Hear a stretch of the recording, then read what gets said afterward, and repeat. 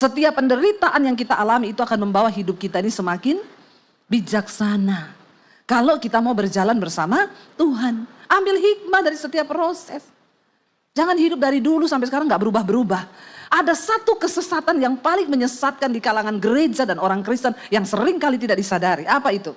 Waktu saudara menjadi orang Kristen, duduk puluhan tahun di kursi gereja, tapi hidupmu tidak pernah berubah. Itu sesat. Yang kepahitan tetap kepahitan. Yang marah tetap marah. Yang kecewa tetap kecewa. Yang merokok tetap merokok. Yang bersinah tetap bersinah. Yang selingkuh tetap selingkuh. Hidupmu tidak pernah berubah.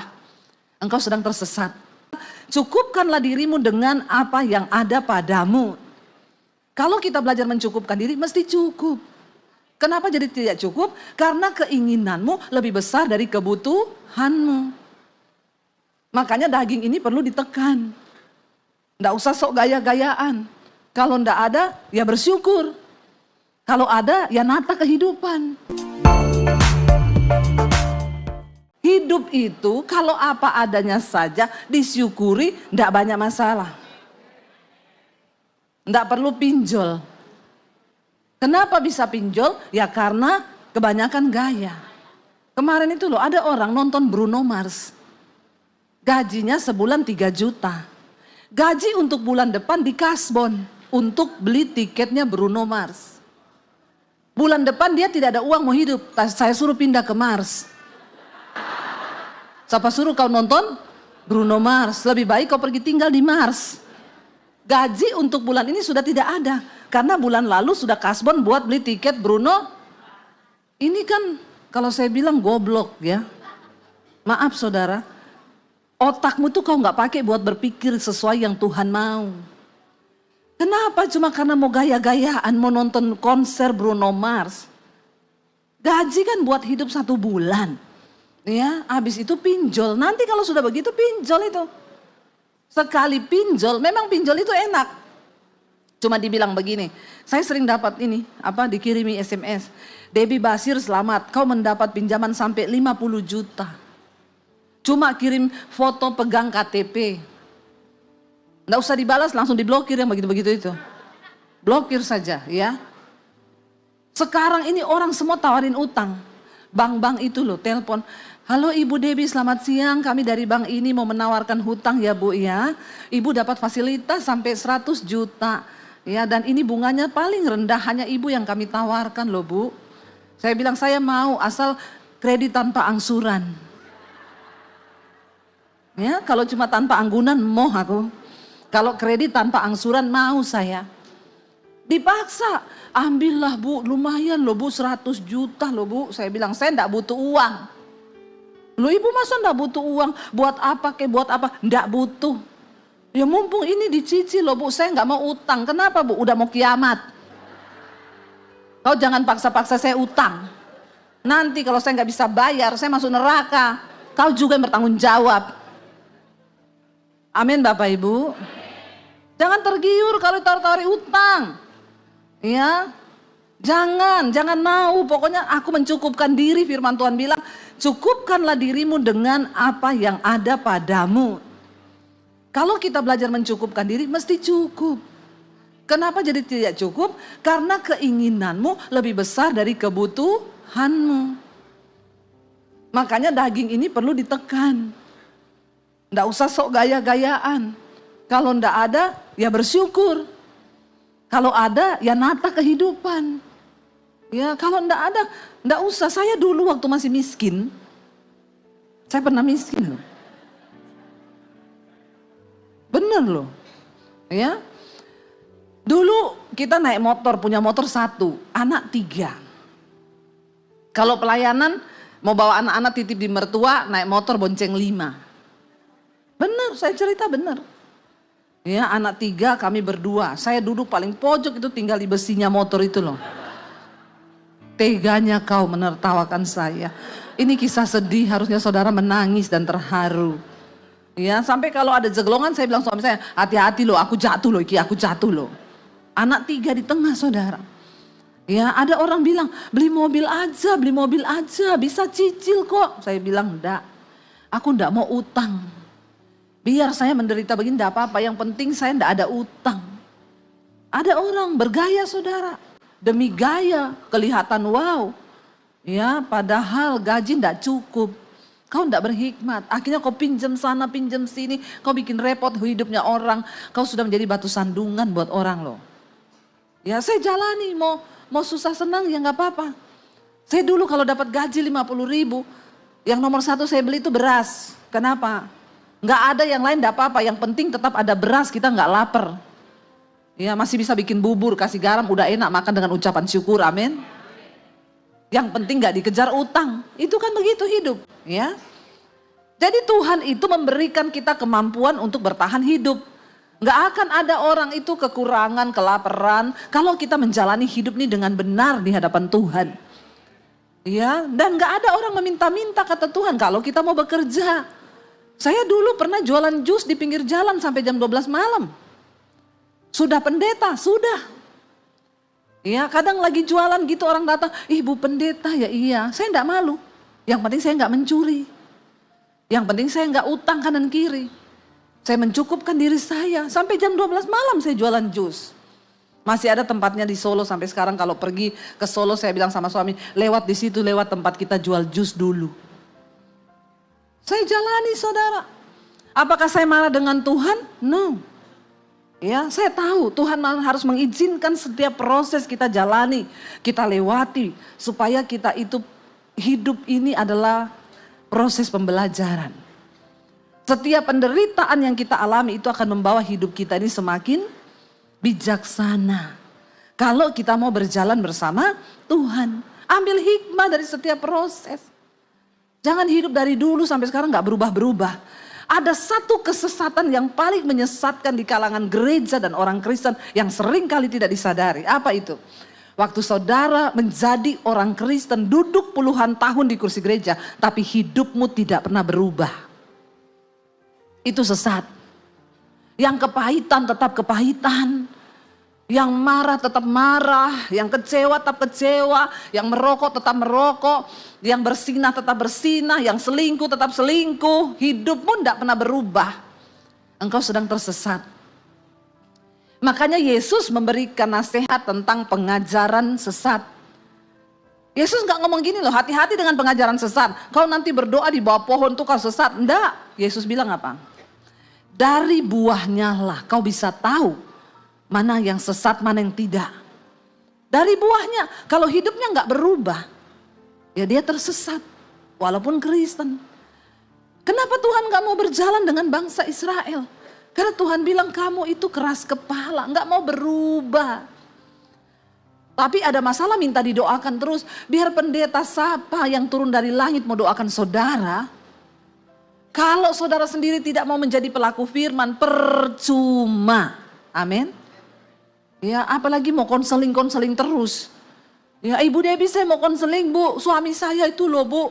Suami saya itu pemarah, tukang selingkuh, pelit lagi. Hidup lagi. Ya, saya cuma bilang doakan saja suamimu itu begitu. Ya kok Ibu cuma suruh saya berdoa? Lalu saya mau suruh cerai? Alkitab bilang doakan. Masih bantah lagi saudara. Ibu sih enggak tahu suami saya, aku enggak mau tahu suamimu. Karena itu suamimu, bukan suamiku. Ya. Ibu sih enggak rasa bagaimana suami saya. Ya aku mau rasa suamimu. Orang saya punya suami sendiri kok, ngapain saya rasa suami saudara? Ya, enak aja. Nanti nih, itu tapi ibu enggak tahu dia itu beginilah. Dulu siapa yang suruh kau nikah sama dia? Itu sudah nasibmu yang harus kau bayar. Nanti saya tanya, Ibu sudah baca Alkitab belum? Sudah. Sudah pernah dapat nasihat tentang suami yang belum bertobat? Oh emang ada. Nah ini. Ada Bu, nasihat di Alkitab tentang suami yang belum bertobat. Apa itu? Nanti saya bacakan. Hai istri-istri, jika engkau bersuamikan seorang yang belum bertobat, maka menangkanlah suamimu tanpa perkataan, hanya dengan perbuatan, agar suamimu melihat bagaimana saleh dan murninya istrinya itu, sehingga dia bisa percaya kepada Tuhan Yesus. Nanti saya bacakan begitu itu. Oh ada tuh di Alkitab. Lah berapa puluh tahun kau jadi Kristen, kenapa kau tidak tahu itu ayat? Kenapa hidup kita ini menderita? Cuma satu, karena saudara itu gak sungguh-sungguh mau membaca firman Tuhan dan melakukannya. Semua persoalan di hidup kita itu ada di Alkitab. Jadi gak usah cari-cari Bu Flora, gak usah cari-cari Pak Wiryo mau konseling. Orang yang konseling itu orang yang malas baca. Amin. Bilang kanan kirimu, bertobat. Gak usah konseling-konseling terus. Minta didoakan terus. Ya, kenapa kau konseling terus? Karena kau tidak mau baca Alkitab. Ada semua loh, jawabannya di Alkitab itu ada. Masalah apapun, keuangan ada, hutang piutang ada. Orang miskin ada karena kau malas gak mau kerja. Orang yang gak mau kerja janganlah ia makan. Ada di Alkitab. Tapi nanti jemaat kalau dikasih ayat itu kepahitan. Masa ada pendeta kasih saya ayat ndak kerja ndak makan. Lah, kalau kau menentang firman Tuhan, itu artinya engkau menentang Tuhan. Karena barang siapa yang tidak menjadi pelaku firman, engkau itu seperti orang yang mengamat-amati mukanya depan cermin, lalu dia lupa mukanya, lalu dia pergi. Orang seperti itu menipu dirinya sendiri. Amin Bapak Ibu. Ayo, Tuhan tuh mau berjalan bersama-sama dengan kita. Mari kita lihat dalam 1 Samuel pasal yang ke-15. Ayat 22 sampai ayat 23 saudara. 1 Samuel pasal 15 ayat 22 sampai ayat 23. Tuhan itu suka dengan ketaatan kita. Baca bersama dengan suara yang keras. Tetapi jawab Samuel, apakah Tuhan itu berkenan kepada korban bakaran dan korban sembelihan sama seperti mendengar suara Tuhan? Sesungguhnya mendengarkan lebih baik daripada korban sembelihan. Memperhatikan lebih baik daripada lemak domba-domba jantan. Sebab pendurhakaan adalah sama seperti dosa bertenung. Dan kedegilan adalah sama seperti menyembah berhala dan terafim. Saudara perhatikan. Orang yang tidak mau bertobat itu disebut durhaka. Ya. Kita kalau sebut anak kurang ajar sama orang tua, itu sebutannya anak durhaka. Nah kita ini anak Tuhan. Tapi kalau kita menentang Tuhan, tidak mau mendengarkan firman Tuhan, nggak mau menjadi pelaku firman, berarti kita ini anak. Dan ayat ini berkata, dosa pendurhakaan sama seperti dosa bertenung. Dan kedegilan, apa itu kedegilan? Hatinya itu keras hati, kepala batu, degil. Ya, itu sama dengan penyembah berhala. Jadi orang yang tidak mau bertobat, kenapa tadi saya bilang sesat? Karena ternyata memang orang yang durhaka dosanya itu setara dengan penyembah berhala. Makanya Yesus bilang sesat. Dosa pendurhaka itu seperti dosa bertenung. Itu bobotnya sama loh di hadapan Tuhan. Kalau kita hidup menjadi orang percaya, tapi hidup kita nggak berubah-berubah. Kita ini dikatakan sama dengan orang penyembah berhala, sama dengan orang bertenung. Tapi kelihatannya kan nggak berdosa toh, cuma nggak mau berubah toh. Padahal dosanya di hadapan Tuhan sama dengan penyembah berhala. Ngeri nggak saudara? Ngeri. Makanya seringkali kita tidak menyadari kita ini hidup di bawah kutuk. Hidup kita nggak pernah berubah, nasib kita nggak pernah berubah. Kenapa? Karena karakter kita tidak berubah. Nah kalau sudah begitu, jangan harap Tuhan mau berjalan bersama-sama dengan kita saudara. Orang yang berjalan bersama Tuhan bukan berarti tidak ada masalah. Yusuf berjalan bersama dengan Tuhan. Ketika dia mendapatkan mimpi, akan dipakai Tuhan menjadi seorang yang nanti berpengaruh di Mesir. Ketika Yusuf mendapatkan visi dari Tuhan, dia cerita visinya, justru hidupnya masuk dalam masalah. Dia mau dibunuh sama keluarganya, dia dijual sebagai budak, dia jadi budak di Mesir. Apakah orang yang berjalan bersama Tuhan tidak ada masalah? Justru banyak masalah. Tetapi apa perbedaannya saudara? Waktu kita berjalan bersama dengan Tuhan, ya, sekalipun ada masalah, kita memperoleh kekuatan. Orang yang berjalan dengan Tuhan ada damai sejahtera. Makanya saudara jangan pernah mengukur penyertaan Tuhan itu dari kekayaan atau harta. Banyak orang kaya yang rumahnya tidak ada Tuhan di dalamnya. Ya, dia hidup dalam marah-marah, emosi. Saya sering makan sama orang kaya. Makanannya mahal, harganya jutaan saudara. Lagi makan, saya makan enak, dia terima telepon. Halo, itu bagaimana? Saya akan bilang, maaf ya Bu Pendeta, maaf, keluar dia. Masuk, baru mau duduk makan, telepon bunyi lagi. Kan saya sudah bilang, maaf ya Bu, keluar. Saya bilang begini, memang benar Alkitab berkata, orang fasik bekerja untuk orang benar. Orang kalau nggak mau bertobat, masuk orang fasik. Dia bekerja mengumpulkan kekayaan untuk dinikmati orang benar. Dia yang bayari makanan saya jutaan, saya makan enak, dia nggak bisa makan enak. Lo benar nggak? Benar Alkitab bilang, orang fasik itu disuruh bekerja sama Tuhan, mengumpulkan kekayaan yang pada akhirnya akan diserahkan kepada orang benar. Itu benar. Ya, saya banyak melihat orang kaya. Hidupnya gak ada damai sejahtera, berantem sama istri, rumah tangganya kacau balau. Ini loh yang saya masuk penyertaan Tuhan. Saya pernah merasakan hidup yang bagi orang itu mungkin penderitaan. Naik motor 1 berlima. Ya bayangkan saudara.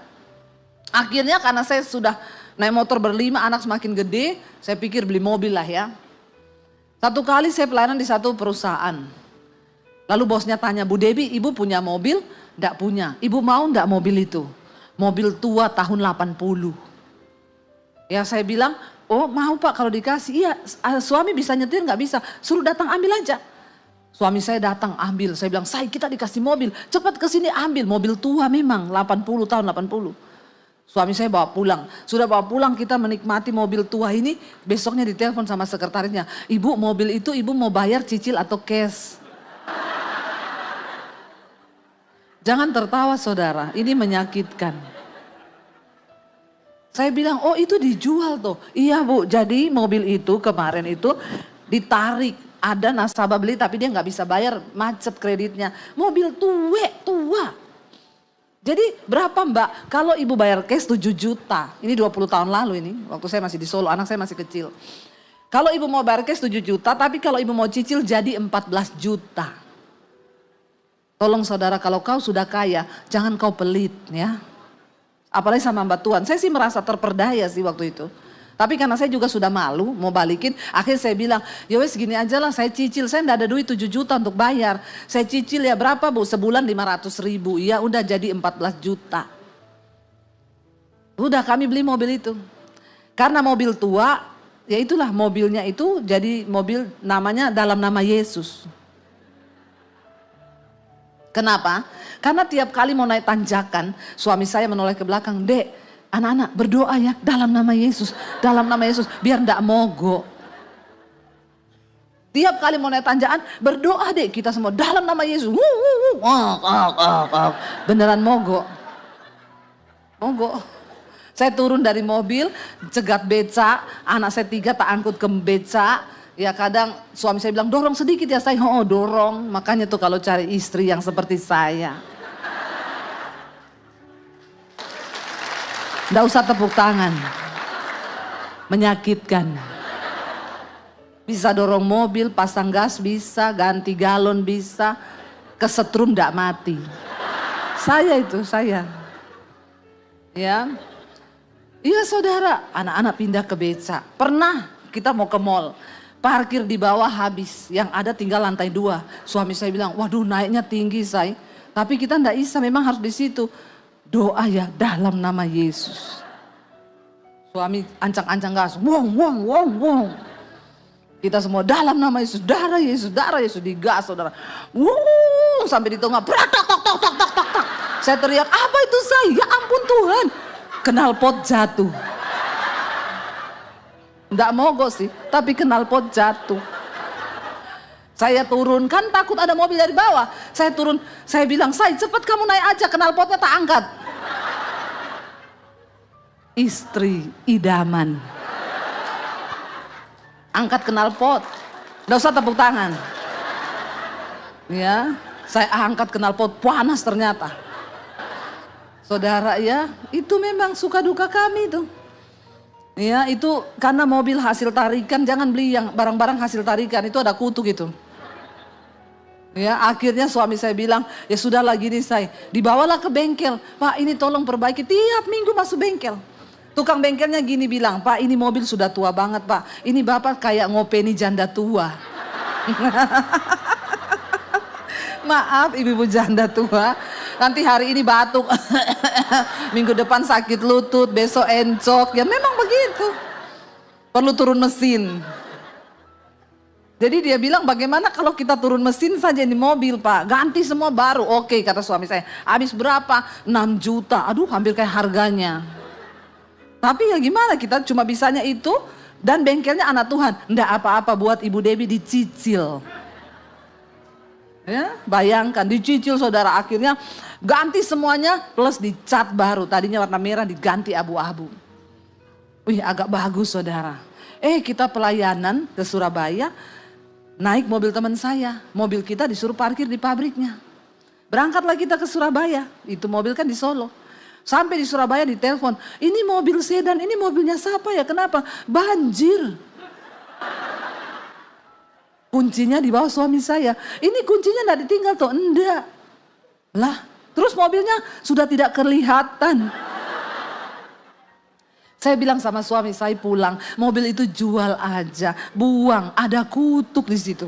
Karena itu mobil tarikan yang orang nggak bisa bayar, terus kita beli, itu dikutuk sama pemiliknya. Ya jadi saudara, ya saya pernah mengalami itu semua loh, ya. Jangan pernah melihat kita yang hari ini, karena semua orang itu pasti punya cerita. Tapi di saat itu apakah saya nggak bersyukur? Saya bersyukur. Mau pelayanan teman saya telepon, kita kan nanti KKR-nya di sini jauh ya. Aku tak nebeng di mobilmu ya, soalnya saya naik motor, ini kan udah mendung. Oh iya datang aja. Datanglah dia, motornya parkir di rumah saya. Naik mobil, hujan deras, kebanjiran di mobil, hujan bocor. Dia susah tempel-tempel tisu, dia bilang kalau tahu tadi saya naik motor saja daripada begini naik mobil, tapi bocor sana bocor sini. Saudara, tapi ya kami menikmati dengan ucapan syukur. Memang kita harus melewati itu. Berjalan bersama Tuhan bukan berarti nggak ada masalah, tapi ada damai sejahtera. Ya, ketimbang orang lain yang kelihatannya wow, tapi dalam hidupnya nggak ada damai sejahtera, buat apa? Ya, ketika orang-orang hebat di Alkitab berjalan bersama Tuhan, mereka melewati semua kesusahan. Tapi apa yang pada akhirnya membuat mereka bersukacita? Karena mereka taat mendengar suara Tuhan. Makanya Alkitab berkata, berbahagialah kalau kamu menderita karena kebenaran. Karena roh kemuliaan itu ada padamu. Kita menderita karena kebenaran, bersyukur. Jangan sampai kita menderita karena kebodohan kita sendiri, karena dosa kita. Tapi kalau kita menderita karena kehendak Tuhan, mengucap syukurlah. Itu berarti roh Allah, roh kemuliaan ada di dalam hidup kita. Amin. Waktu kita mengucap syukur bersama Tuhan, berjalan bersama Tuhan, Tuhan itu pasti menyatakan kemuliaannya. Kita lihat yang terakhir, Musa berkata apa kepada Tuhan? Kembali ke Keluaran 33 ayat yang ke-12 saudara. Akhirnya Musa berkata begini kepada Tuhan. Baca bersama ayat yang ke-12. Lalu berkatalah Musa kepada Tuhan, memang engkau berfirman kepadaku, suruhlah bangsa ini berangkat. Tetapi engkau tidak memberitahukan kepadaku siapa yang akan kau utus bersama-sama dengan aku. Namun demikian engkau berfirman, aku mengenal namamu dan juga engkau mendapat kasih karunia di hadapanku. 13, maka sekarang jika aku kiranya mendapat kasih karunia di hadapanmu, beritahukanlah kiranya jalanmu kepadaku sehingga aku mengenal engkau. Supaya aku tetap mendapat kasih karunia di hadapanmu. Ingatlah bahwa bangsa ini umatmu. Ayat 14. Lalu ia berfirman, aku sendiri hendak membimbing engkau dan memberikan ketenteraman kepadamu. 15. Berkatalah Musa kepadanya, jika engkau sendiri tidak membimbing kami, janganlah suruh kami berangkat dari sini. 16. Dari manakah gerangan akan diketahui bahwa aku mendapat kasih karunia di hadapanmu? Bukankah karena engkau berjalan bersama-sama dengan kami, sehingga apa? Aku dan umatmu ini dibedakan dari segala bangsa yang ada di muka bumi. Waktu Tuhan berjalan bersama dengan kita, Alkitab berkata, kita ini berbeda dengan orang yang ada di luar Tuhan. Waktu Tuhan berjalan bersama kita, ada damai sejahtera di hidup kita. Saat ini orang dunia sedang ketakutan. Semua tidak mengerti nanti ke depan apa yang akan mau terjadi. Ya, Yesus berkata orang-orang dunia di akhir zaman akan mati ketakutan berhubung dengan berita-berita yang akan didengar. Ya, hari ini banyak orang ketakutan, lempeng bumi mau bergerak. Banyak yang tanya, ibu nggak mau lari ke Singapura? Ya, saya bilang ibu nggak mau lari ke luar negeri. Saya bilang biar kau mau lari ke Mars, ke Pluto sana. Kalau sudah waktunya mati, mati. Nggak usah berpikir mau lari kemana. Hari ini lakukan bagian kita, mencari perkenanan Tuhan. Soal mati atau tidak, itu urusannya Tuhan. Soal ini lempengan bumi mau bergerak atau tidak, walaupun manusia sudah memprediksi setiap ratusan tahun terjadi, kalau Tuhan berkata tidak, tidak akan terjadi. Amin. Bagian kita, ayo taat pada Tuhan. Sebab dia lebih suka hati yang mendengar daripada sekedar mempersembahkan korban. Ketaatan kita itu yang Tuhan suka.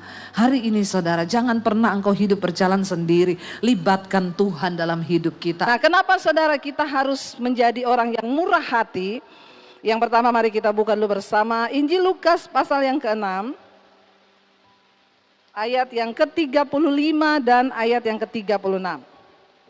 Lukas pasal yang ke-6. Ayat 35 dan ayat 36, mari kita baca bersama 1, 2, 3. Tetapi kamu kasihilah apa? Musuhmu dan berbuatlah baik kepada mereka. Dan apa? Pinjamkan dengan tidak mengharapkan balasan. Maka apa? Upahmu akan besar dan kamu akan menjadi anak-anak Allah yang maha tinggi. Sebab apa?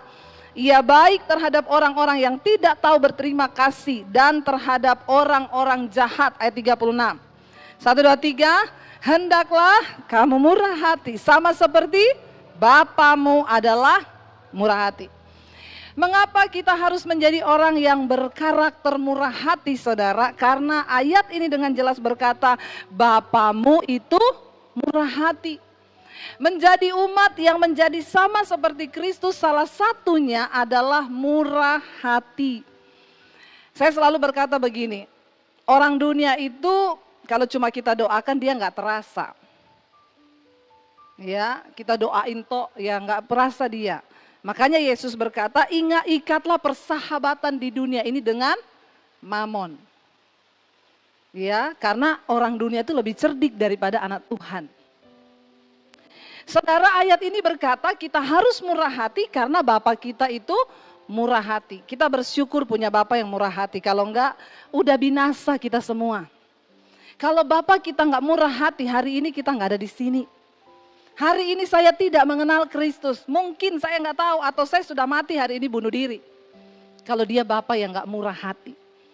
Kita ini selalu menyakiti hati Tuhan. Ada banyak hal yang kita lakukan, kita tahu kebenaran. Tapi kita selalu saja melakukan yang jahat. Untung kita punya Bapa yang murah hati. Ya, orang yang murah hati itu, namanya itu murah hati. Murah hatinya itu di dalam memaafkan dia murah. Di dalam mengampuni dia murah, di dalam memberi juga dia murah. Bahkan tingkatannya lebih daripada orang dunia. Kita balik kepada ayat 35 tadi di sana ada salah satu contoh murah hati yang sangat luar biasa. Ayat ini berkata, tetapi kamu kasihilah siapa? Ayat ini gak berkata, tetapi kamu kasihilah sahabat baikmu. Yang baik banget sama kamu, yang sudah berbuat baik, kasihilah dia. Enggak. Ayat ini berkata, kasihilah musuhmu dan berbuatlah baik kepada mereka. Susah atau susah? Banget. Jadi ibu-ibu kalau hari ini engkau disakiti suamimu, kasihilah suamimu. Ada yang kenceng banget aminnya. Jangan-jangan sering tersakiti atau menyakiti. Ya. Siapa yang di sini punya musuh? Coba angkat tangan yang punya musuh. Nggak ada musuh semuanya. Luar biasa ya.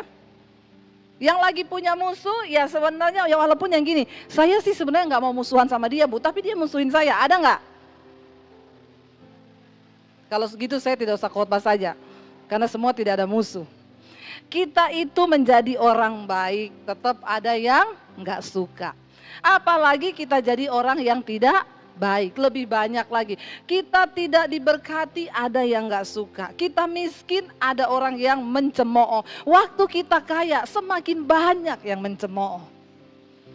Dulu ketika saya ya hidup pas-pasan, itu hamba Tuhan pas-pasan loh, gak punya iman. Setelah diberkati, hamba Tuhan kok jadi YouTuber, cari duit di YouTube. Haleluya. Ya, tidak akan pernah habis dengerin orang ngomong. Makanya Tuhan siapa itu betul. Makanya Tuhan ciptakan kita cuma 2 tangan buat tutup kuping kanan dan kiri. Kalau 3, 1 buat tutup mulut. Cuma 2 Tuhan kasih.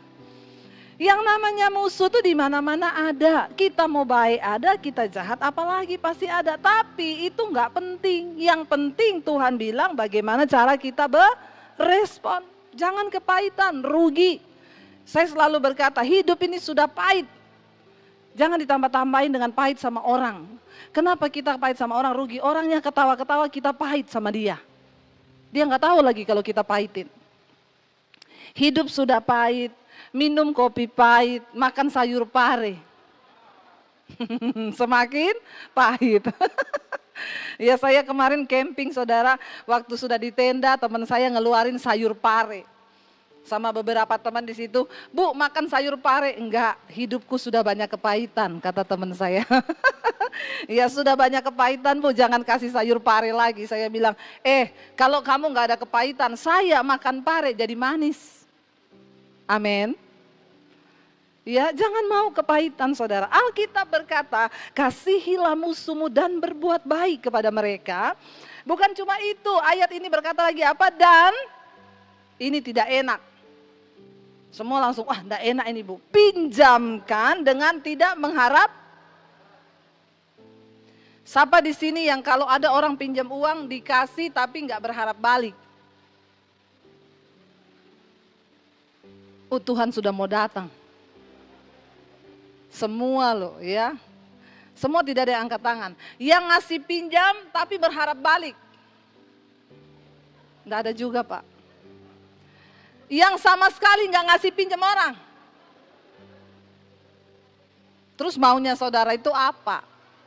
Hidupmu datar sekali ya. Kok nggak ada apa-apa yang di dalam hidup itu? Sekali lagi saya tanya, yang ngasih pinjam tapi nggak berharap ganti. Nggak apa-apa, angkat tangan saja. Nggak ada ya, yakin nggak ada. Yang ngasih pinjam tapi berharap ganti. Ada beberapa. Yang ngasih, tidak pernah ngasih pinjam sama sekali. Kayaknya semua nih Pak. Nah sekarang kita mau mendengarkan prinsip kerajaan Allah, bukan prinsip kita.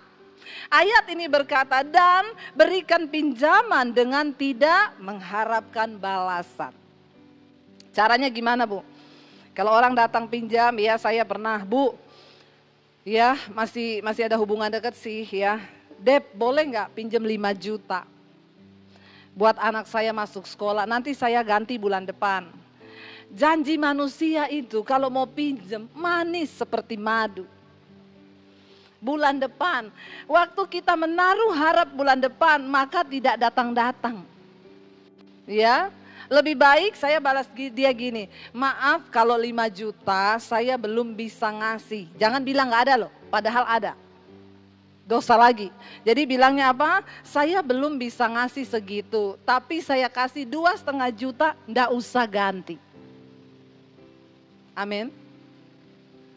Karena Alkitab bilang kamu juga jangan menolak orang yang datang memohon kebaikan sementara kamu bisa melakukan hal itu. Kita harus masuk ke level yang lebih dalam. Mau lihat diberkati Tuhan gak? Jangan jadi orang yang pelit, bilang kanan kirimu, jangan pelit. Orang pelit gak masuk surga. Ya, ada orang itu ngekep saudara, sampai gak bisa. Pokoknya dia punya prinsip gini, sekali uang masuk dompet dalam nama Yesus gak keluar lagi. Ini perlu dibaptis ulang, rendam 15 menit. Begitu buka mata langsung di rumah Bapa di sorga ya. Kasih pinjam, jangan harap ganti kata firman Tuhan. Orang Kristen sekarang gak bikin status di Facebook, nagih utang di Facebook loh. Nggak usah ucapin selamat tahun baru, bayar dulu utangmu yang lama. Ada lagi sebut nama ya. Janganlah tidak menjadi berkat. Kita ini suratan Kristus yang terbuka. Lebih baik saudara memberi dengan kerelaan, tapi tidak usah harap ganti. Daripada ya saudara itu ngasih berharap ganti, lalu jadi kemarin ada orang WA saya, Bu Debi, apa yang harus saya lakukan? Dia kirim WA-nya orang, Bu pinjam uang dong, saya ini mau bayar ini belum bisa. Ini gimana ya Bu Debi? Saya bilang gini, itu orang udah sering Bu dan tidak pernah ganti, tidak usah dikasih. Kalau udah kayak begitu udah salah itu. Kita nolong orang harus lihat-lihat juga saudara ya. Terus Bu dia pernah udah pinjam dulu ratusan juta nggak balik. Ya, apa yang harus saya lakukan Bu? Saya tagih nggak pernah dibalikin. Relain Bu, nggak usah minta daripada ibu kena kanker hati. Lo bener nggak saudara? Ya, ngapain? Kan ibu juga nggak miskin kan sekarang, tapi tandai. Dan ibu ya saya ajarin sekarang jangan memberi apa yang orang itu mau. Kita nggak tahu orang itu uang buat apa loh. Ya, jadi kasih semampunya ibu tapi udah nggak usah harap ganti. Selama kita masih bisa. Gitu ya Bu. Jadi uangnya ini relain Bu. Nggak usah diingat-ingat lagi. Nanti ibu nggak bisa tidur, nanti ibu apa. Tapi sekarang harus lebih bijaksana. Ya orang pinjam kasih, nggak usah harap ganti. Saudara diberkati Tuhan. Ya saya selalu menyaksikan ini saudara. Satu kali ya mungkin ada beberapa yang sudah dengar di beberapa khotbah saya, tapi nggak apa-apa kan untuk bisa jadi berkat karena saya mengalaminya. Dan kebetulan temanya lagi murah hati. 19 tahun yang lalu, karena seumur anak saya yang gede ya, sekarang anak saya 19 tahun mau 20. Waktu dia masih bayi, saya punya uang tinggal 50.000. Lalu tiba-tiba malam jam 10 malam ada yang ketok pintu rumah. Saya bilang suami saya, buka, siapa ya? Jam 10 malam bertamu ini mesti kalau nggak penting banget nggak mungkin. Suami saya buka, nggak lama suami saya masuk ke kamar. Ada penjual soto yang di pinggir gereja itu, dia sebutin namanya. Kenapa? Mau pinjam uang. Waktu itu uang saya dan suami tinggal 50.000, 19 tahun yang lalu. Dan itu kalau 50.000 bener. Cek ATM juga saldo minta maaf. Maaf saldo Anda tidak cukup. Ya padahal lagi nggak lebaran minta maaf terus dia. Lalu saya tanya sama suami saya, buat apa? Anaknya demam, mau dibawa ke klinik malam ini. Ya uangnya kurang, dia pinjam 50.000. Saya bilang, kenapa nggak 25 ya? Kan uang kita tinggal 50 dan besok anak susu anak saya habis loh. Saya mau tanya, kalau saudara jadi saya, apa yang harus saudara lakukan? Mikirin kita dulu kan? Saya juga bergumul lama, saya diem. Terus suami saya itu bilang gini, aku terserah kowe. Karena yang lebih peka itu kowe lah. Apa yang Tuhan suruh, pokoknya aku manut wae. Kata suami saya. Enak kan kalau jadi istri, suami bilang begitu kan. Makanya istri-istri harus bijaksana, amin. Uang itu dipergunakan sesuai dengan ya kemauan dan kehendak Tuhan. Jangan kita buat senang-senang diri kita sendiri. Kata suami sama saya, Bu, saya itu pusing punya istri pintar cari duit. Duit saya sembunyi di mana aja dicari sama dia. Ya susah cari istri yang pintar cari duit. Di kos kaki hilang, di rak buku hilang. Jadi tiap hari saya ini bawa uang sial. Kenapa? Sial udah saya umpetin, ditemuin juga sama dia. Lalu saya bilang ke suami saya, aduh gimana ya padahal besok Angie susunya habis loh. Tiba-tiba ayat itu datang di benak saya. Kesusahan sehari cukup untuk sehari. Besok ada kesusahannya sendiri. Kenapa kita perlu baca firman? Karena Tuhan berbicara mengingatkan firman. Tuhan itu tidak muncul dalam bentuk asap-asap. Wow, ya itu sumbokong. Kalau Tuhan itu dia mengingatkan firman yang pernah kita baca. Bukan drama Korea.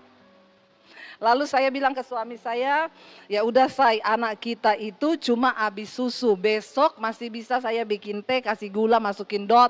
Atau masak nasi itu loh, ada airnya putih, masukin kasih gula. Ini kisah nyata saudara, saya enggak bohong loh. Saya pernah ada di masa-masa seperti itu. Makanya kalau jemaat tuh datang sama saya, Bu, saya kesulitan hari-hari ini, suami saya enggak kerja Bu, masih bisa makan, masih Bu, tapi mau bayar cicilan enggak ada. Sudah berapa lama mengalami? 2 bulan Bu, saya bertahun-tahun. Ya, tapi saya tidak pernah mengandalkan manusia. Waktu kekurangan uang saya enggak pernah datang ke kakak ipar pinjam, datang ke mertua pinjam, enggak, hamba Tuhan enggak boleh pinjam uang, berlutut di kaki Tuhan. supaya kita melihat mujizat. Tapi kan Tuhan gak terlihat Bu, penggadaian terlihat, menyelesaikan masalah tanpa masalah. Ya, yang hafal slogannya itu berarti member. Jangan jadi member di sana, amin. Lalu saya bilang sama suami, kesusahan sehari cukup untuk sehari. Anak kita belum mati besok, tapi kalau anaknya dia gak ditolong sekarang mati loh. Udah akhirnya kita kasih, saya ganti ya Pak 3 hari lagi. Enggak usah Pak, pakai, enggak usah ganti. Akhirnya pergilah dia saudara. Ya, saya merenung hari itu, saya bilang ke suami saya, Say, kita bersyukur loh. Kenapa? Yang pertama, dia bukan orang Kristen. Dia agama lain. Yang kedua, di gereja kita itu, tempat saya pelayanan, itu banyak orang kaya. Dan kita ke gereja cuma naik motor. Kenapa dia datang ke rumah kita? Itu anugerah saudara. Kalau ada orang datang kepadamu meminta tolong, itu anugerah. Itu kesempatan dari Tuhan untuk engkau menyatakan kemurahan hati, amin. Ya, saya bersyukur kalau masih ada orang datang minta tolong sama kita, berarti tampang kita masih tampang malaikat. Kalau orang udah gak pernah minta tolong sama saudara, tolong bercermin. Jangan-jangan sudah ada tanduk 2 di kepalamu. Makanya orang gak mau minta tolong lagi. Bener loh, ya coba saudara cek. Bulan ini aja ada gak yang meminta tolong kepada saudara? Saya bersyukur, ya ada beberapa saudara. Saya bisa, saya tolong. Bapak kita murah hati. Lalu akhirnya suami saya kasih, hari itu sudah kami menjalani besok hanya dengan iman. Suami saya mau pelayanan, dia bilang, Say mau ikut gak? Saya pelayanan nih, yuk daripada di rumah juga nggak ngapa-ngapain, saya pergi sama suami. Ya, ketika saya duduk saudara di ibadah itu, ada satu orang bapak pengusaha masuk. Ya, dia sih orang kaya. Waktu saya lihat dia, di hati saya ada suara yang berkata begini, nanti bapak ini akan memberkati kamu. Saya tolak langsung dalam nama Yesus, muka celengan. Ya, jangan sampai karena kita lagi butuh duit, lihat orang kaya terus dia pasti ngasih saya duit. Bertobat. Sedikit pun di hatimu mengandalkan manusia, Tuhan bilang terkutuk. Saya langsung jaga hati dalam nama Yesus. Ya, iblis pergi ya, jangan suruh-suruh saya berharap pada manusia. Lalu saya duduk di situ, ya, suara itu bicara lagi. Dia akan memberkati kamu. Saya bilang, beneran nih suara Tuhan atau bukan? Kalau suara Tuhan, uji aja. Jangan datangi Bapak itu, Pak, tatap mata saya. Tuhan berkata, Bapak harus memberkati saya. Itu bukan nubuat, lu buat-buat. Ya, ada pernah jemaat begitu. Telepon pagi-pagi, Bu Debi, iya, saya tadi malam ada di jemaat waktu ibu khotbah di gereja kami. Iya, jadi gini Bu, saya mau sampaikan sesuatu Bu. Kenapa? Waktu ibu lagi khotbah, Tuhan bicara sama saya jelas. Apa ya? Tuhan bilang, minta uang ke Bu Debi.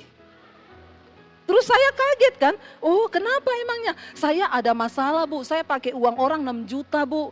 Nah hari ini saya ditagih, saya nggak punya uang. Tapi tadi malam jelas Tuhan bilang minta ke Ibu Debi. Saya bilang, oh makanya waktu saya pulang Tuhan bicara sama saya. Apa Bu? Tuhan bilang, jangan dikasih. Kau mau tipu-tipu kah? Kau mau tipu-tipu? Ya, kalau dari Tuhan itu enggak perlu gitu-gitu. Tunggu aja, Tuhan enggak perlu direkayasa. Lalu saya duduk gitu, saya tunggu. Sudah makan-makan, sudah selesai, tidak terjadi apa-apa. Saya bilang, oh cuma suara hati, dasar mata duitan, bertobat. Pulang. Waktu kita pulang di depan pintu, Bapak itu salaman. Ketika dia salaman dengan saya, dia bilang gini, Tuhan suruh saya memberkati kalian. Saya kaget, lalu dia bilang gini, dia juga sudah sepuh ya, dan dia juga pengusaha, dan dia juga hamba Tuhan. Dia panggil kami berdua, duduk di kursi, saya mau berdoa buat kalian, memintakan berkat dari Tuhan. Terus saya bilang gini, oh Tuhan terima kasih, ternyata berkatnya itu doa. Doa itu juga berkat loh, amin. Ya, apalagi sertai duit. Bukan cuma doa, doi juga, doi orang Manado bilang. Akhirnya saya duduk didoakan berdua sama suami. Tiba-tiba dia bilang gini, saya ini hanya mau menuruti Tuhan Bu. Tuhan suruh hari ini yang ada di dompet saya sekarang semua suruh kasih ke Bapak sama Ibu. Saya bilang, yang benar Pak, iya benar. Nih ya, saya keluarin semua ya, saya mau taat sama Tuhan, dia bilang. Lalu dia ambil dompetnya, dia keluarin semua. Saya bilang, Bapak pulang nanti ongkosnya mana Pak? Saya pinjamin aja 50.000. Ya, dia bilang, oh saya kan ada sopir Bu, nggak apa-apa ini ya, tolong diterima bukan dari saya, dari Tuhan. Udah mau pulang, Bu, ada rekening BCA nggak? Ada Pak, berapa? Nggak hafal, sekarang hafal 785034034. Dulu nggak hafal, tapi nggak usah ditulis di status WA juga itu nomor rekening ya. Lalu dia tanya berapa, nggak hafal Pak. Besok pagi jam 8 tolong kirim ya ke saya. Baik Pak. Besok paginya jam 8 bener, jangan jam 5 udah dikirim. Udah gitu jam 6 WA, kok belum masuk ya transferannya? Itu mah nggak tahu diri ya. Jam 8 saya kirim. Shalom, ini nomor BCA saya, Tuhan memberkati. Udah. Jam 10 tiba-tiba dia telepon, Bu lagi di mana? Lagi di rumah sama suami, bisa ke Bank BCA enggak? Kebetulan dekat dengan rumah kita, oh iya ya kesini sama suami ya, saya juga mau menyampaikan sesuatu. Begitu kita datang dia bilang, ini Tuhan loh yang suruh, saya tuh baru kali ini begini loh, saya juga nggak tahu ya, tapi berterima kasihlah kepada Tuhan. Dia pegang amplop coklat, saudara, dia bilang, ini Tuhan suruh saya memberkati Bapak sama Ibu, ada uang 10 juta. 20 tahun yang lalu loh. 10 juta, tolong diterima, ini dari Tuhan bukan dari saya. Jangan nanti pulang saudara cari-cari orang yang mau pinjam 50.000 ya. Akhirnya kami pulang, saudara, saya bilang ke suami saya, kayaknya kemarin itu malaikat deh yang datang sama kita. Seringkali Tuhan itu mau memberkati, tapi dia mau lihat dulu sikap hatimu. Saya diminta yang ada pas-pasan 50.000 yang ada pada saya. Suruh kasih semua. Dan kita mau taat. Ya, kenapa? Karena Bapak kita murah hati. Ya, saya menerima itu berlipat kali ganda. Kenapa saudara? Karena ayat ini berkata begini. Coba kita baca ayat yang kedua. Mari kita buka bersama. Matius pasal yang kelima ayat yang ketujuh. Injil Matius pasal yang kelima ayat yang ketujuh. Apa kata firman Tuhan di sana? Firman Tuhan berkata, berbahagialah orang yang murah hatinya karena mereka akan beroleh apa? Kemurahan. Saudara mau menerima kemurahan, tapi engkau nggak murah hati, mimpi. Alkitab itu selalu ada sebab, ada akibat. Tuhan harus punya alasan untuk memberkati hidup kita. Amin. Saya bilang sama suami saya, kayaknya kalau kemarin kita nggak ngasih uang itu, mungkin hari ini kita nggak lihat berkat Tuhan. Tapi karena kita berani, sebenarnya menabur itu bukan soal kaya atau tidak, tapi sikap hati. Engkau murah hati itu jangan beralasan gini, Bu saya nggak bisa memberi, orang saya aja miskin. Makanya engkau miskin terus. Maaf loh, saya pernah ada di situ. Mengalami yang namanya makan aja susah, tapi sorry, saya tidak miskin di dalam kekayaan hati. Tuhan tuh melihat. Satu kali saya pelayanan di Kota Palu, seminar hamba-hamba Tuhan. Saya ketemu beberapa teman sekolah Alkitab dulu saudara, mereka pelayanan di desa-desa. Lalu salah satu teman saya, gimana kabar, gini-gini, saya lihat kasihan mereka. Lalu saya bilang, minta nomor HP dong, dia ketawa. Apa Dep? Nomor HP? Kita enggak pakai HP. Syok saya, hari gini nggak pakai HP. Iya, kenapa? 80-an jemaatku itu cabe, tomat, ubi, singkong. Aduh, saya terpukul sekali. Dan juga memang di daerah kita tuh sinyal masih susah. Jadi memang kita nggak beli HP, nggak perlu pakai HP. Waktu saya ngobrol-ngobrol sama mereka, tiba-tiba saya dapat suara Tuhan di hati. Kamu pergi ke ATM, ambil sejumlah uang ini, berikan kepada mereka 5 orang. Tuhan gak bilang waktu itu 1 orang 500.000, enggak, juta 1 orang. Saya langsung tengking itu suara, dalam nama Yesus. Ini bukan dari Tuhan, dari setan ini. Kenapa? Karena di rekening saya gak ada duit banyak waktu itu. Gak ada. Saya bilang, Tuhan please. Iya 5 menit lagi. Padahal saya baru pembukaan loh. Ya udah ya, kita cepat aja ya saudara. Saudara, saya uang di rekening saya segitu tuh, Aduh itu sudah anugerah banget. Saya bilang Tuhan ini kayaknya salah, saya nggak mau dengar suara ini. Saya berusaha tutup telinga hati dan telinga saya beneran. Suara itu mendesak saya pergi ambil ke ATM. Dan saya nggak ngomong sama suami karena memang yang pertama laki-laki itu lebih pakai logika kan. Dan kebetulan suami saya sudah mempercayakan uang untuk saya memberkati. Dia bilang kamu lebih peka. Jadi kamu urus sendiri, kalau ada yang Tuhan suruh lakukan aja. Aku sudah melihat bagaimana Tuhan menyertai istriku ini, kata suami saya. Harusnya istri-istri di sini juga begitu, amin. Tidak ada amin. Lalu saudara, saya nggak ngomong suami saya bergumul sendiri, kan nggak ada yang tahu kan. Sebenarnya saya kasih dan tidak ada yang tahu kan. Tapi di sini itu saya nggak, akhirnya saya panggil satu pengerja di gereja itu, Mas, iya Bu, tolong anterin saya naik motor aja, ATM dekat sini mana, ada nggak? Oh ada, ayo. Kita pergi ke ATM, saya masukin kartu, saya tarik, tulisannya apa? Maaf, saldo di dalam bank ATM ini tidak mencukupi. Wah saya bilang, haleluya puji Tuhan 12 kali, berarti Tuhan tidak menghendaki. Ya, kenapa saudara? Kalau kita disuruh, kita punya uang 10 juta, suruh kasih orang 1 juta, rela nggak? Masih rela, itu cuma kecil. Kita punya uang 10 juta, suruh kasih orang 5 juta. Saya tanya saudara, rela enggak? Berat itu. Berat, bener. Akhirnya saya bilang Tuhan, enggak ada uang di ATM. Pindah ke ATM 1, sama tulisannya, maaf, ya dana yang Anda cabut tidak mencukupi di mesin ini, di ATM ini. Oh haleluya. Lalu ada suara di hati gini, pergi ke banknya. Aduh saya berdoa dalam nama Yesus. Tapi kan saya enggak bawa buku Tuhan. Kan kalau narik gitu harus bawa buku. Suara itu bilang pergi ke banknya. Akhirnya saya masuk ke bank, saya tanya, Mbak saya mau tarik uang segini-segini bisa enggak? Tapi saya enggak bawa buku, saya tinggal di Jakarta dan itu kan luar pulau saudara. Oh enggak apa-apa Bu, yang penting ada KTP kan? KTP sama ATM-nya sama namanya kan? Iya sama.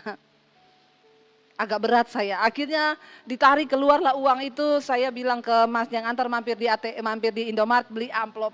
Saya amplopin saudara, setelah itu saya berdoa, sudah Tuhan. Saudara, memberi yang terbaik itu enggak bisa dengan sukacita. Ada di sini yang teriris, itu namanya korban. Kalau engkau masih memberi dengan tertawa, belum yang terbaik. Hello? Mengerti maksud saya?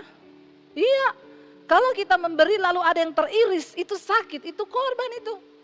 Saya tutup mata, akhirnya saya mendekati mereka satu persatu, saya selipin, ini ada berkat dari Tuhan, Nggak saling tahu satu dengan yang lain, nggak usah pamer-pamer, biar kita dapat upahnya dari Tuhan. Kalau saudara pamer, apalagi pakai di foto, di syuting, sudah nggak ada upah tuh, udah hilang, udah dipuji-puji sama manusia. Akhirnya saya pulang saudara dan saya tidak berani cerita ke suami. Saya diam, sampai di Jakarta hari Minggu saya pelayanan. Apa yang membuat saya kuat waktu itu menabur? Firman Tuhan lewat di pikiran saya. Tuhan yang menyediakan benih bagi para penabur. Itu tiba-tiba muncul di pikiran saya. Yes Tuhan, aku hanya penabur, benih itu daripadamu. Aku mau taat. Saya tabur, waktu sampai di Jakarta saya ibadah minggu. Di satu gereja, tiba-tiba selesai ibadah minggu saya keluar, ada ibu-ibu ngejar saya saudara. Tiba-tiba dia langsung selipin amplop ke tas saya, Bu berkat dari Tuhan ya, berkat dari Tuhan. Oh iya dia langsung pergi. Sampai di rumah saya buka saudara, tahu nggak jumlahnya persis sama yang saya tabur buat hamba-hamba Tuhan itu. Dilebihin 10% sama Tuhan, tepuk tangan buat Tuhan. Dan itu saya menangis, saudara tahu saya menangisnya apa? Tuhan terima kasih, untung waktu itu aku taat. Ternyata benar saya hanya sarana untuk lewat dan Tuhan tuh gak pernah utang. Ampuni saya Tuhan, ampuni. Malah Tuhan lebihin 10%. Setelah itu saya baru bisa cerita ke suami. Dan suami saya bilang, istriku ini memang top. Karena ada lebihnya 10%. Kan laki-laki itu tetap begitu. Saudara, berbahagia orang yang murah hati. Kenapa? Karena engkau akan menerima kemurahan. Hari ini saya mau bersaksi sama saudara, saya hidup di dalam kemurahan Tuhan yang begitu luar biasa. Apa yang gak pernah saya pikir Tuhan sediakan. Saudara yang terakhir kita baca karena saya sudah diancam dari belakang. Amsal 11 ayat 17 berkata, mari kita baca Amsal 11 ayat 17. Orang yang murah hati berbuat baik kepada diri sendiri. Amsal 11 ayat 17 ya. Multimedianya sudah tutup karena sudah habis waktu. Amsal 11 ayat 17 berkata, orang yang murah hati, ia berbuat baik kepada siapa? Amsal 11 ayat 17 ya. Orang yang murah hati itu berbuat baik kepada diri sendiri. Jadi kita kalau jadi orang yang murah hati rugi? Enggak. Karena siapa yang menabur dia akan menuai. Saya mau cerita satu kesaksian lagi. Masalahnya tentang murah hati. Enggak apa-apa ya Pak, nambah 2 menit ya. Minta izin dulu saudara. Kemarin ada seorang ibu tuh yang bersaksi ya di acara Mesbah Doa Malam. Dia bilang gini, memang ibu itu beberapa minggu sebelumnya, bahkan berbulan-bulan sebelumnya dia selalu WA ke saya, Bu doain suami saya ini belum berhenti merokok. Saya ini kepengen suami saya berhenti merokok. Dan berikutnya juga Bu doain, saya ini kan orangnya suka menabur. Saya suka menabur buat pekerjaan Tuhan. Saya suka menabur untuk hamba-hamba Tuhan. Termasuk saya setiap bulan dia tabur. Ya tapi suami saya itu enggak mau ngerti Bu. Dia marah kalau tahu saya menabur. Jadi sekarang saya menabur itu dari uang pribadi yang suami kasih buat saya. Dari situ saya menabur, saya bayar perpuluhan, saya menabur hamba-hamba Tuhan. Terus saya bilang ini, Bu mulai sekarang ibu gak usah tabur saya lagi Bu. Saya juga tidak mau ibu menabur tapi ibu jadi batu sandungan di depan suami. Oh enggak Bu Debbie, enggak, saya melakukan itu dengan iman. Please ibu jangan menolak ya, sudah itu imannya. Lalu beberapa waktu sebelumnya dia pernah ngomong gini, Bu doakan juga, saya mau renovasi rumah. Jadi kami ini beli rumah baru beberapa tahun lalu, sudah terlanjur mau direnov pas pandemi ini. Jadi Bu, saya terpaksa harus pakai uang tabungan untuk merenov. Karena memang keadaannya lagi begini. Dan itu hampir 1 miliar. Saya bilang Bu, saya tahu ibu itu orang murah hati, Tuhan pasti memperhitungkan semuanya. Ibu gak usah takut, gak usah khawatir. Tiba-tiba suaminya batuk gak bisa berhenti.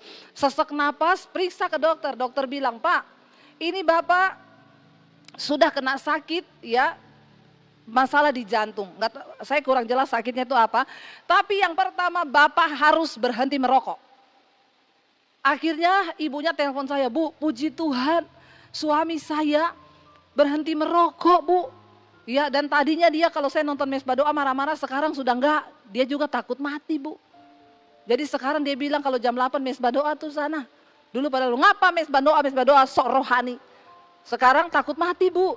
Akhirnya mereka renov rumah. Tiba-tiba ibu ini waktu mau tidur malam dia bilang gini. Tiba-tiba Bu saya dengar suara di hati itu berkata begini. Kenapa kamu nggak klaim asuransi suamimu? Kan dia punya asuransi. Dia kan udah sakit jantung. Terus dia tiba-tiba kaget. Dia bilang sama suaminya. Saya mau coba klaim asuransi. Suaminya bilang ya apa dapat. Ya coba aja kalau kamu mau. Urus aja sendiri. Suaminya telepon dokternya, Dok itu kalau saya klaim, oh bisa Bu karena itu penyakitnya sudah serius loh gini. Coba aja nanti saya bikinin suratnya. Diklaim, saudara tahu, dia bilang Ibu Tuhan tuh ajaib. Klaim asuransi turun 1 M. Kok nggak wow ya? Saking terpesona. Turun 1 M dan dia sudah stop bayar polisnya. Harusnya dia hitung-hitung masih sekitar 2 M, suami istri bayar, stop, dapat 1 M, diganti uang renovasi rumah. Ayat ini berkata, saudara, orang yang murah hati berbuat baik kepada dirinya sendiri dan dia menerima kemurahan Tuhan. Cara Tuhan itu gak pernah terpikir, tapi kenapa kita gak pernah mengalaminya? Pelit. Maaf loh ya, gak usah pakai basa-basi aja. Siapa suruh undang saya? Orang Kristen pelit nggak diberkati, maaf. Tuhan memberkatimu itu ada bagian-bagian di tanganmu yang harus engkau sisihkan untuk pekerjaan Tuhan, untuk orang-orang yang membutuhkan. Engkau makan sendiri, maaf, engkau tidak akan pernah berkecukupan hidupmu. Ada yang menabur secara luar biasa tapi tidak pernah menjadi miskin. Ada yang menghemat secara luar biasa tetapi selalu berkekurangan. Minta supaya Tuhan kasih kita kemurahan hati. Saudara, hidup jujur, seringkali kita tuh menyepelekan ini ya. Jujur itu lawan katanya apa? Tidak jujur, alias bohong. Siapa yang suka bohong? Nggak usah angkat tangan. Di dalam hati saja. Ya, suami-suami yang suka bohong, ayo. Ya. Kemarin ada satu orang ibu yang tanya saya, Bu Debi, ya, mau tanya dong Bu, kalau ngambil uang suami itu dosa nggak? Ya, saya bilang, kenapa ibu harus ngambil uang suami? Suami saya pelit, tidak pernah terbuka dalam hal keuangan. Saya bilang, ibu, Alkitab berkata, orang menikah itu dua jadi satu. Berarti uang suami adalah uang? Ya. Jadi istri ngambil uang suami dosa nggak? Ibu-ibu langsung teriak enggak, ya. Kata, makanya bapak-bapak yang namanya keuangan itu harus jujur. Jadi tidak perlu simpan di kaos kaki. Ya, sampai ada bapak-bapak yang konseling sama saya bingung mau simpan uang di mana Bu. Saya taruh di bank, istri saya ketemu ATM-nya. Saya taruh di bawah kasur, dia temuin juga. Terakhir di kaos kaki, hilang kaos kakinya Bu. Saya bilang, Bapak hidup kok sampai ribet begitu ya. Kita nih perlu hidup jujur. Hidup jujur tuh enak. Orang yang hidup jujur itu plong, nggak ada yang disembunyikan, nggak ada kebohongan. Ya pokoknya orang hidup jujur itu banyak berkatnya lah. Kita mulai dari yang terkecil dalam hal keuangan, semua mau jujur. Demikian ibu-ibu, kalau dipercayakan uang suami juga, jangan uang dipakai untuk kepentingan pribadi, amin ibu-ibu. Nggak ada aminnya. Tadi dibilang jadi satu uangnya nggak apa-apa, semua teriak amin ya, begitu dibilang jangan pakai untuk kepentingan. Kenapa suami itu tidak percaya? Amsal 31 berkata begini, istri yang cakap itu mahkota suaminya. Istri yang takut akan Tuhan. Hati suaminya percaya kepadanya. Kenapa? Karena suaminya tidak pernah kehilangan keuntungan. Saya yakin kalau kita menjadi istri yang dipercaya nggak perlu nyolong uang suami, amin ibu-ibu. Nggak ada amin lagi kan? Memang ibu-ibu ini ya. Ya, saya itu diberikan sama suami saya bahkan kuasa. Ya, dia bilang gini, pokoknya keuangan semua kamu yang pegang. Termasuk dalam hal mau memberkati siapa aja itu kamu udah nggak usah tanya saya. Karena saya percaya istri saya ini punya kepekaan yang luar biasa. Loh, saya mendapat kepercayaan dari suami. Kenapa? Karena memang saya dapat dipercaya. Jangan dikasih uang belanja saudara ya, sebulan dikasih uang belanja berapa di sini rata-rata uang belanjanya. Saya nggak usah bilang 10 juta loh. Nanti yang ibu-ibu cuma dapat 5 juta ngomong ke suaminya, Bu Debi bilang 10 juta loh tiap bulan. Ya misalnya nih dapat uang belanja setiap bulan berapa? 4 atau 5 juta. Ya, kita harus bisa dipercaya, jangan pakai buat beli. Ya, dikasih uang 5 juta sama suami langsung ke salon. Ngapa? Sulam alis. Ya. Apalagi extension bulu mata. Ibu-ibu, kita harus bisa memprioritaskan kebutuhan utama yang pokok dengan yang lainnya. Kalau cuma untuk beli tas, beli apa, kalau ada kelebihan lah dari uang jajan, dari uang belanja, amin. Ya, supaya suami juga bisa percaya. Nah, judulnya adalah orang yang hidup jujur. Mari kita buka bersama Mazmur 37 ayat yang ke-37 mulai sampai dengan ayat yang ke-40. Mazmur 37 ayat 37 di sana dikatakan begini saudara ya. Perhatikanlah orang yang tulus dan lihatlah orang yang jujur ya. Sebab pada orang yang suka damai akan ada masa depan. Tetapi pendurhaka akan dibinasakan bersama-sama dan masa depan orang fasik akan dilenyapkan. Ayat 39. Orang-orang benar diselamatkan oleh Tuhan, ia adalah tempat perlindungan mereka pada waktu kesesakan. 40, Tuhan menolong mereka dan meluputkan mereka. Ia meluputkan mereka dari tangan orang-orang fasik dan menyelamatkan mereka sebab mereka berlindung kepadanya. Ayat 37 tadi berkata, coba kita kembali ya. Di sana perhatikanlah orang yang tulus dan lihatlah ya kepada orang jujur. Ayat 37. Sebab pada orang yang suka damai ada masa depan. Ya. Siapa yang memiliki masa depan dalam hidupnya? Orang yang jujur dan orang yang tulus. Orang hidup jujur itu pasti tulus ya, jangan suka berbelit-belit dalam hidup ini.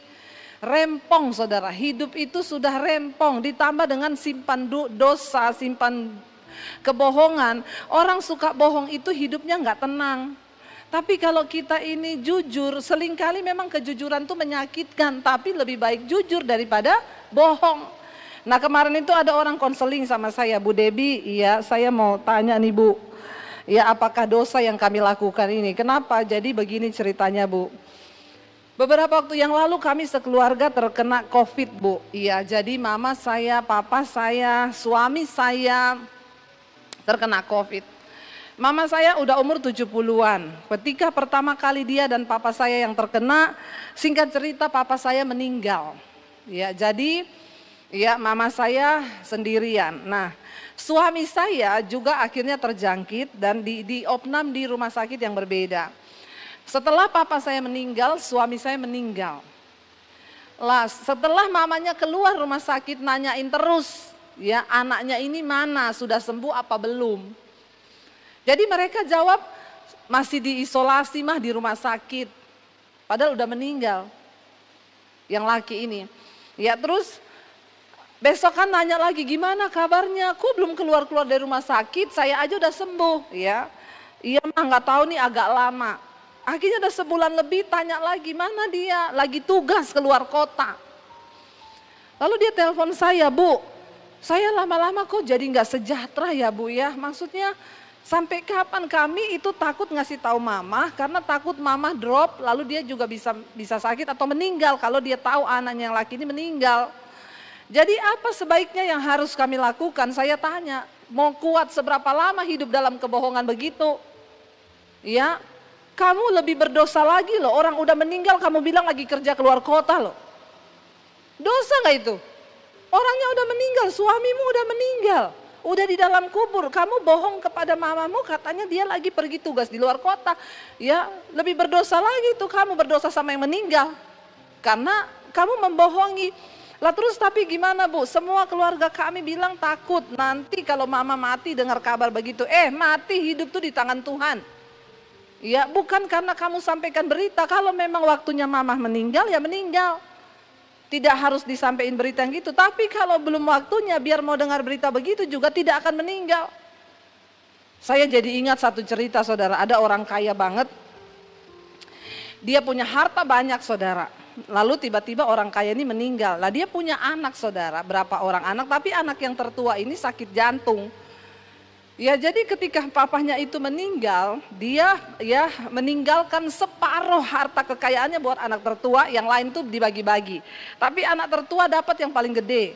Nah waktu meninggal tuh semua bingung, ya mamahnya bilang gini, soalnya anak saya ini ada sakit jantung, takutnya kalau dikasih tahu dia dapat harta setengah, dia syok karena bapaknya kaget banget, kaya banget, nanti dia syok dia bisa mati kan.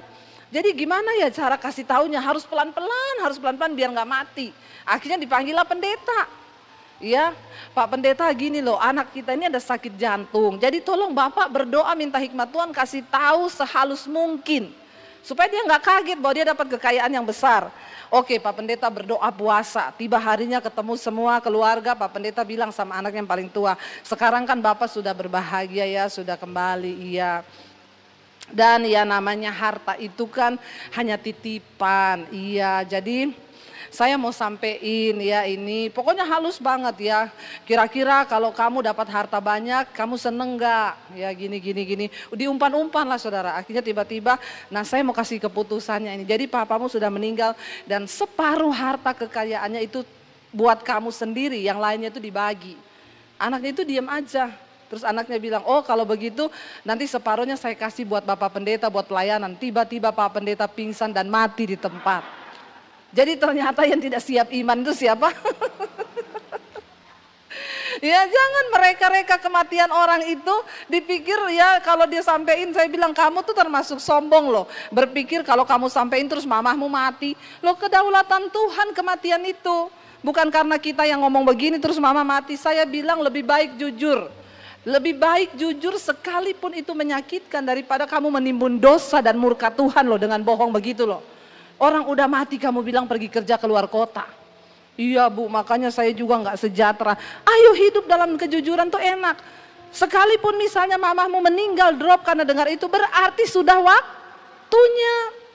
Ya, hidup jujur itu enak saudara. Jangan menyimpan kebohongan. Yang namanya kebohongan itu pasti akan terbongkar satu saat nanti. Tetapi orang yang jujur itu dikatakan di sini apa? Mereka lah yang memiliki masa depan. Siapa yang ingin punya masa depan? Siapa yang ingin anak-anaknya punya masa depan? Ayo dimulai dari kita menjadi orang tua yang jujur. Jangan suka bohong. Ya, kita ingat salah satu kisah orang yang bohong di Alkitab siapa? Ananias dan Safira. Ya, ketika mereka berbohong saudara, ya saya pengen coba kita baca ayatnya saudara ya biar kita jelas ya. Buka bersama dalam Kisah Para Rasul yang kelima ayat yang pertama mulai.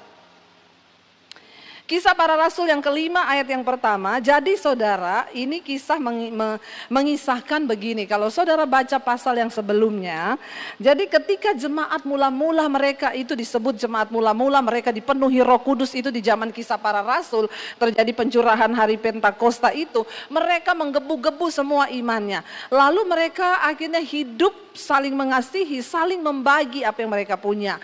Orang-orang yang punya kelebihan tanah, punya rumah yang lebih itu dijual.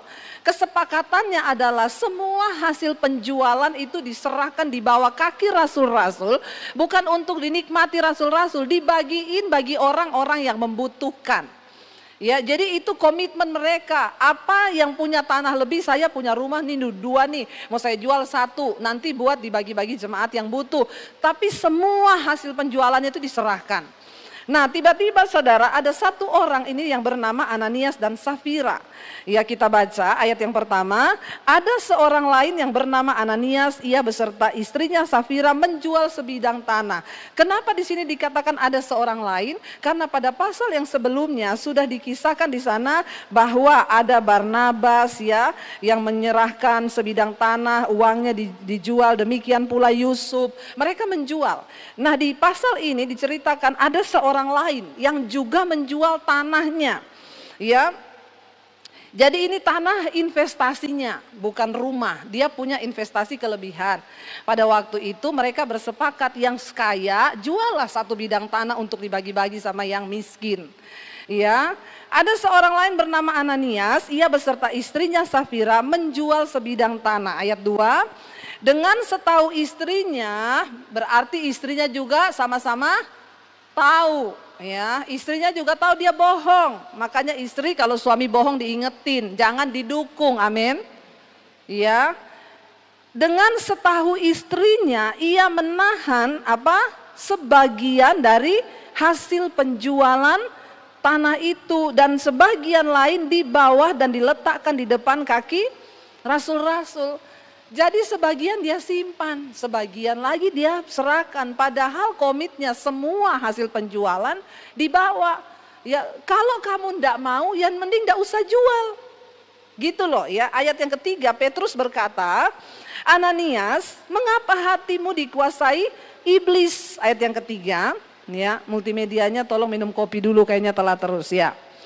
Ayat yang ketiga berkata, tetapi Petrus berkata, Ananias, ya, mengapa hatimu dikuasai iblis sehingga engkau mendustai Roh Kudus dan menahan sebagian dari hasil penjualan tanah itu? Ayat 4, selama tanah itu tidak dijual, bukankah itu tetap kepunyaanmu? Lah nek kamu tuh ndak tergerak ngasih, menjual ndak usah. Daripada mau terlihat memberi tapi membohongi Tuhan. Ya, dia jadi Petrus bilang, selama tanah itu tidak dijual, bukankah itu tetap kepunyaanmu? Ya, dan dia bilang dan setelah dijual pun, bukankah hasilnya itu tetap dalam kuasamu? Atau bisa ngomonglah ke rasul-rasul, saya jualnya itu 2M. Tapi saya sumbang 1M ya. 1M-nya buat saya. Lah itu afdol karena kamu nggak bohong daripada kamu simpan separoh tapi kamu ngomong lakunya sekian tok. Itu dosa. Amin. Ya, jadi saudara, Petrus bilang, kalaupun udah kamu jual, ya itu kan tetap dalam kuasamu. Nggak ada orang yang minta, yang lagi dibahas di sini. Ya, sebenarnya bukan soal dia harus kasih semua atau tidak, kata Petrus. Tapi jangan kamu bilang itu sudah semua dari hasil penjualanmu, padahal separuh kamu tahan. Ya, bukankah itu tetap dalam kuasamu? Mengapa engkau merencanakan perbuatan itu dalam hatimu? Engkau bukan mendustai manusia, tetapi engkau mendustai Allah. Ingat, semua yang kita lakukan dengan kebohongan, engkau membohongi suamimu itu, engkau membohongi Tuhan. Engkau membohongi istrimu, itu sama dengan engkau membohongi Tuhan. Yang engkau dustai bukan manusia, tetapi Tuhan. Lah orang kok berdusta sama Tuhan, emang Tuhan tidak tahu? Ya, mari kita mulai hidup dalam keterbukaan dan kejujuran, saudara ya. Ayat yang kelima, ketika mendengar perkataan itu, rebahlah Ananias dan putuslah nyawanya. Maka sangatlah ketakutan semua orang yang mendengar hal itu.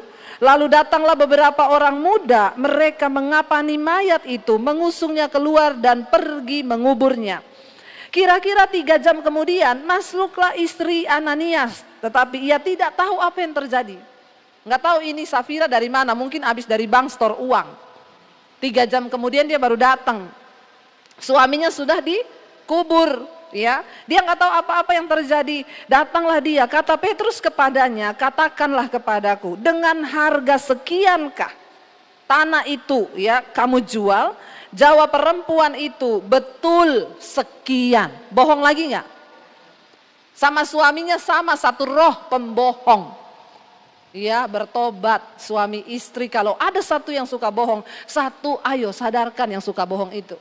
Supaya nggak sama-sama jadi pembohong. Nanti keturunan kita jadi keturunan ular beludak. Amin. Kalau semuanya pembohong benar, jadi keturunan ular beludak tuh nanti anak cucunya. Ya, ditanyain sama Petrus, benar terjualnya sekian sesuai yang dibawa suamimu ke sini, betul. Suaminya udah bohong, istrinya juga bohong. Kata Petrus, mengapakah kamu berdua sepakat untuk mencobai roh Tuhan? Lihatlah orang-orang yang baru mengubur suamimu berdiri di depan pintu dan mereka akan mengusung kamu juga ke situ. Ngeri nggak saudara? Ya. Ayat 10, lalu rebahlah perempuan itu seketika itu juga di depan kaki Petrus dan putuslah nyawanya. Ketika orang-orang muda itu masuk, mereka mendapati dia sudah mati, lalu mereka mengusungnya keluar dan menguburnya di samping suaminya. Maka sangat ketakutanlah seluruh jemaat dan semua orang yang mendengar hal itu. Saudara, penghukuman itu nyata bagi orang-orang yang mendustai Tuhan. Mari kita belajar hidup dengan kejujuran di hadapan Tuhan. Kenapa? Orang yang jujur, ya tadi kita kembali ke Mazmur, ya Mazmur 37 ayat 37. Orang yang jujur itu yang akan memiliki masa depan. Tapi kita lihat tadi kisahnya mengerikan, orang yang berdusta sebaliknya dan berbohong. Ya, masa depannya kebinasaan, mati. Mari kita belajar suami istri, kita hidup dalam jujur, kejujuran. Dimulai dari hubungan yang terkecil ini dulu. Jangan suka bohong. Lebih baik menyakitkan tapi nggak bohong.